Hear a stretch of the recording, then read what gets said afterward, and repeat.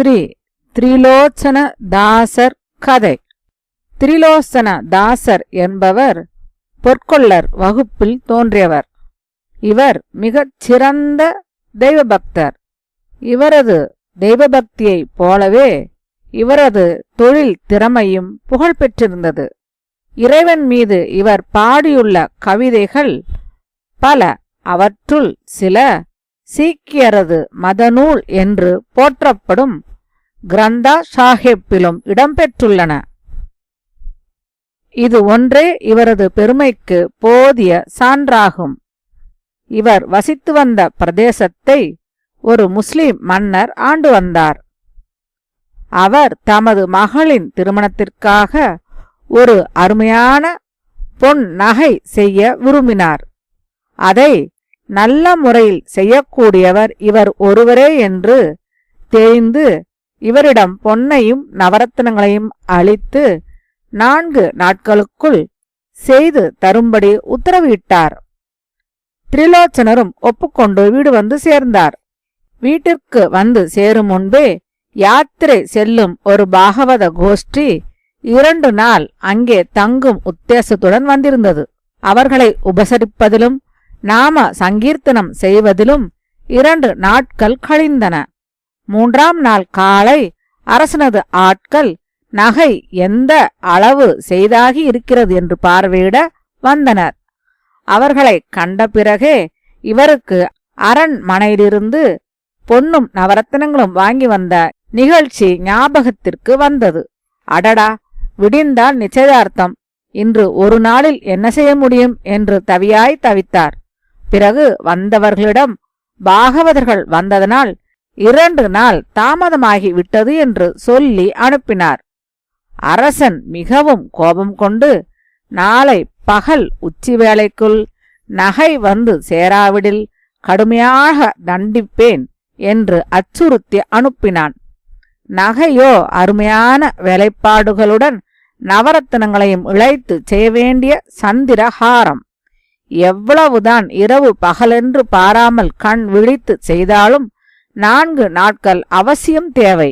ஆகவே இனி தொடங்கி தண்டனைக்கு ஆளாவதை விட எங்கேனும் தலைமறைவாய் ஓடிவிடுவதே மேல் என்று நினைத்து அடுத்துள்ள காட்டில் நுழைந்து மனித சஞ்சாரமற்ற ஓர் இடத்தில் அமர்ந்து தியானத்தில் மூழ்கிவிட்டார். இறைவன் இவரது தபம் கண்டு மனம் களித்தான். ஐயோ பாவம், அரசனது ஆணைக்கு பயந்து வனவாசம் வந்திருக்கிறான். இவன் வாக்கு பொய்க்கும்படி விடலாமா என்று இறைவன் நினைத்தான். அங்கே திரிலோச்சனரது வீட்டில் அவர் அமரும் கும்பிடு சட்டியின் அருகில் ஊது குழலும் சாமணமுமாய் வந்து அமர்ந்தார் மற்றொரு திரிலோச்சனர். உள்ளே இருந்த பொன்னும் மணிகளும் வந்து குவிந்தன. காலை ஒரு சாமத்திற்குள் அற்புதமானதொரு சந்திரஹாரம் அவர் கையில் ஒளிவீசியது. அதை கையில் எடுத்துக்கொண்டு அரண்மனையை நோக்கி நடந்தார். அரசன் அந்த சந்திரஹாரத்தை கையில் வாங்கினான். அந்த அற்புதமான வேலைப்பாட்டையும் அதன் அழகையும் கண்டு ஆச்சரியத்தினால் அவன் கண்கள் விரிந்தன. திரிலோச்சனரை நோக்கி, இவ்வளவு அற்புதமானதொரு ஹாரம் மொகல் அந்தப்புறத்திலே கூட நாம் கண்டதில்லை என்று சொல்லி, இதற்கு கூலி என்று எவ்வளவு கொடுத்தாலும் தகும். நான் கூலி கொடுக்கவில்லை, அன்பின் காணிக்கையாக கொடுக்கிறேன் என்று சொல்லி அழகிய சிவந்த நிறமுள்ள பட்டு பை நிறைய மோகராக்களை கட்டி வைத்து அத்தர், புணுகு, தாம்பூலம், பட்டாசு முதலியவைகளை வைத்து அளித்தான். திரிலோச்சனர் புன்முறுவலுடன் அதை ஏற்றுக்கொண்டார். வீட்டுக்கு வந்ததும் அதை அப்படியே மனைவியின் கையில் அளித்து, இதில் சில மோகராக்களை மாற்றி விருந்து தயார் செய். நான் பாகவதர்களை தேடி விருந்துண்ண அழைத்து வருகிறேன் என்று வெளியே சென்றார். பை நிறைய மோகரா, அதோடு வைத்திருந்த விலையுயர்ந்த பொருள்களை கண்டு மெய் மறந்தாள் அவர் மனைவி. பிறகு அதிலுள்ள கனி வகைகளை எடுத்து கழுவி இறைவனது திருமுன்பு வைத்து விளக்கேற்றி வணங்கிவிட்டு சமையலுக்கு ஆக வேண்டியதை கவனிக்க முனைந்தாள். பகல் உச்சி வேளைக்குள் சமையல் முடித்து இலையும் போடப்பட்டது. இவரோ அடியார் கூட்டம் ஒன்றை அழைத்து வந்து உபசரித்து தாமே பரிமாறவும் தொடங்கினார்.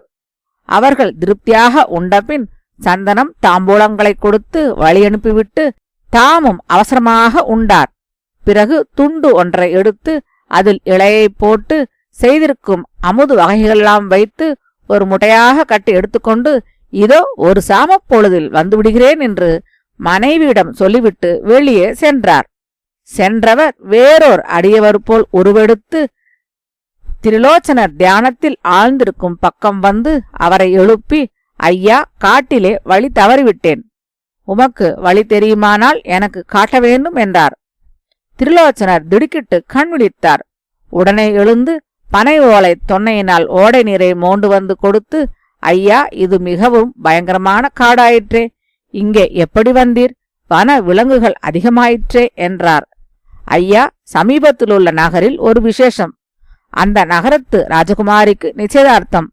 அதற்காக ஒரு பொற்களரிடம் அரசன் பொன்னும் நவரத்தினங்களும் கொடுத்தாராம். அந்த ஆச்சாரி மிகவும் அற்புதமானதொரு சந்திரஹாரம் செய்து கொடுத்தாராம். அதற்கு வெகுமானமாக நிறைய கொடுத்திருப்பான் போலிருக்குது. அந்த பொற்கொல்லர் அடியார்களுக்கெல்லாம் ததியாராதனை செய்தார். அதில் நானும் உண்டேன். நீண்ட வழி செல்ல வேண்டுமே, தண்ணீர் கண்ட இடத்திலே உண்போம் என்று கொஞ்சம் முடிந்து கொணர்ந்தேன். உம்மை பார்த்தால் உணவு கண்டு பல நாட்கள் ஆகியிருக்கும் போலிருக்கிறதே, இந்தாரும் இதை சாப்பிடும் என்று சொல்லி மூட்டையை அவிழ்த்து இலையை பிரித்து அவர் எதிரிலே வைத்தார். மிகுந்த ஆவலுடன் சாப்பிடத் தொடங்கினார் திரிலோச்சனர். அரசன் என்னிடம் பொன் கொடுத்தான். நானோ ஓடி வந்து ஒளிந்து கொண்டேன். நம்மை தவிர நல்ல ஆச்சாரி அங்கே யார்? அதுவும் இவ்வளவு சீக்கிரத்தில் அழகாக யார் செய்திருக்க முடியும் என்று எண்ணமிடலானார் திரிலோச்சனர். பிறகு சரி, இதை நேரிலேயே சென்றுதான் அறிய வேண்டும். நகை கிடைத்து சடங்கும் முடிந்திருக்கும். ஆகவே அரசனது கோபம் இனி நம்மை ஒன்றும் செய்யாது என்று எண்ணிக்கொண்டே கை கழுவி கொண்ட பின் அந்த அடியாரின் திருவடிகளில் வீழ்ந்து, சுவாமி, தாங்கள் எனது இல்லத்தில் தங்கி சிரம பரிகாரம் செய்து கொண்டுதான் போக வேண்டும் என்று வற்புறுத்தி தம் வீட்டுக்கு அழைத்துச் சென்றார். பின் தன் வீட்டு திண்ணையிலே அமரச் செய்து மனைவியை விசாரிக்க உள்ளே சென்றார். உள்ளே சென்றவர் அங்கே இருந்த சாமான்களைக் கண்டு திடுக்கிட்டார். மனைவியை அழைத்து, இன்று என்ன விசேஷம் என்றார். அவள் ஆச்சரியத்துடன், சுவாமி, இது என்ன பரிகாசம்? அரசர் நகைக்காக கொடுத்த மோகராவிலே விருந்து செய்ய சொன்னீர். பிறகு சோற்று மூட்டையுடன் யாரோ ஒரு அடியாரைத் தேடி ஓடினீர். இப்பொழுது வந்து என்ன விசேஷம் என்றால் நான் என்ன பதில் உரைப்பது? போதுமே பரிகாசம்.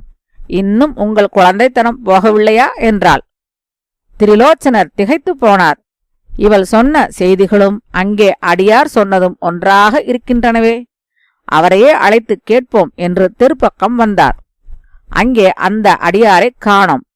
கீழே துளசி தலங்கள் மட்டுமே சிதறிக் கிடந்தன. திரிலோச்சனருக்கு பளிச்சென்று விஷயம் விளங்கிவிட்டது.